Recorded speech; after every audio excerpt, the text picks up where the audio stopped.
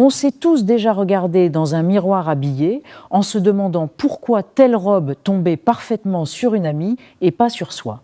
Parfois, on croit qu'il faut ressembler à un mannequin pour bien s'habiller, mais la vérité est plus simple. Il suffit de connaître sa propre forme.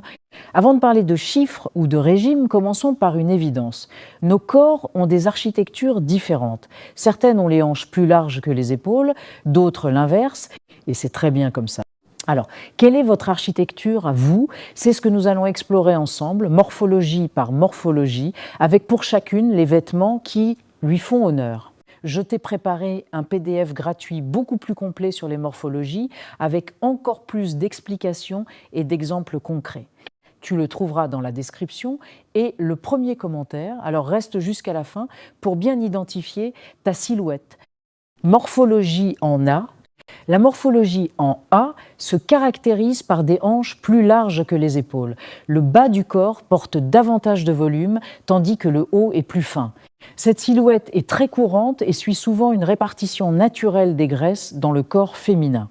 Les femmes avec cette morphologie doivent privilégier les vêtements qui mettent en valeur le haut du corps et équilibrent les hanches. Par exemple, tops à volants, blouses imprimées, col bateau, vestes structurées, jupes trapèzes et pantalons droits. Morphologie en V. La morphologie en V présente des épaules plus larges que les hanches, le haut du corps est plus développé, ce qui donne une silhouette inversée par rapport à la forme en A. Cette morphologie peut apparaître naturellement ou être accentuée par une activité physique qui développe le haut du corps. Les femmes, avec cette morphologie, doivent privilégier les vêtements qui adoucissent le haut du corps et apportent du volume au bas. Par exemple, hauts simples et fluides, col en V, chemises légères, jupes évasées, pantalons larges ou à motifs. Morphologie en X. La morphologie en X est marquée par un équilibre entre les épaules et les hanches, avec une taille bien définie. Cette silhouette est souvent décrite comme proportionnée. Elle a été longtemps mise en avant dans l'histoire de la mode comme une référence d'équilibre visuel. Les femmes avec cette morphologie peuvent porter des vêtements qui soulignent la taille et respectent l'équilibre naturel du corps. Par exemple, robe cintrée, ceinture marquée, tops ajustés, pantalons taille haute et robe portefeuille. Morphologie en H.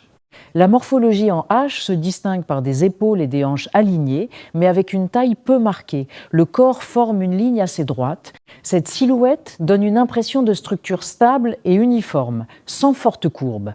Les femmes avec cette morphologie doivent privilégier les vêtements qui créent une illusion de taille et apportent du relief à la silhouette. Par exemple, robe trapèze, ceinture, veste cintrée, top à détail sur le buste, pantalon taille haute. Morphologie en O.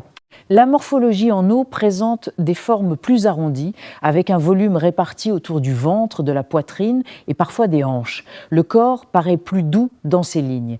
Cette morphologie est naturelle et peut évoluer avec l'âge ou les changements de poids.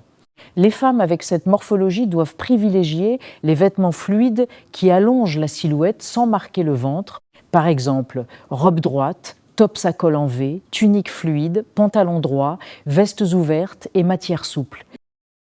Morphologie en 8.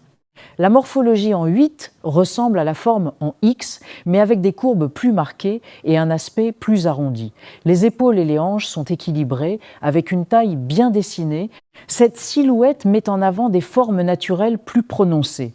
Les femmes avec cette morphologie doivent privilégier les vêtements qui épousent les courbes tout en soulignant la taille. Par exemple, robe moulante ou portefeuille, top cintré, jupe crayon, pantalon taille haute et ceinture.